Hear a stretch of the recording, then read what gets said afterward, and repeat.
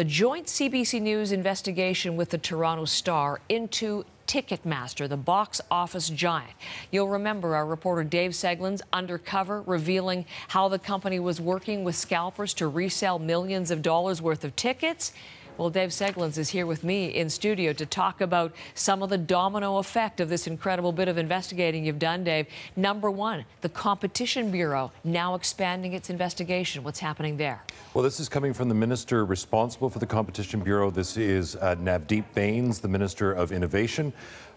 We asked him earlier this week, what is the government doing about this scalper relationship with Ticketmaster?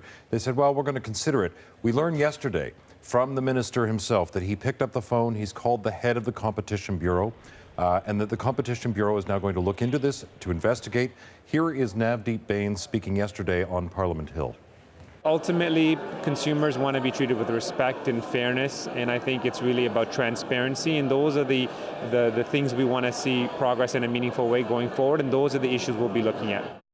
Now, the Competition Bureau here in Canada is looking at this. We also know that there is a Consumer Protection Senate Committee in the United States. They have written a letter to the head of Live Nation, which owns Ticketmaster. They're demanding answers by October 5th. So there's a lot of questions being asked at the political level now about Ticketmaster's activities, and hopefully we'll get a little more transparency. It's really interesting. It was the U.S., it was Congress that moved first, even ahead of Canada, based on what you were hearing about what the investigation was leading to, and we were talking about the 4 questions that they want answered, as you said, in very short order.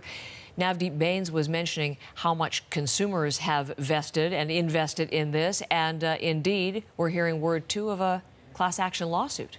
Well, not just one, but we know that filed in the last day and a half, there is a $250 million lawsuit that has been filed by a firm in Ontario on behalf of Canadian music fans, sports goers, people who may have overpaid, is basically what the allegation is in this class action.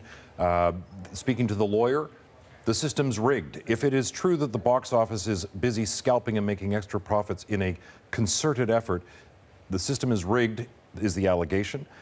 This is one of 2 Canadian class actions underway, and there's one being prepared in the United States that we're aware of. So this has big implications. This is hundreds of millions of dollars in claims against this box office company, and this will be a very long, drawn-out process for them for sure.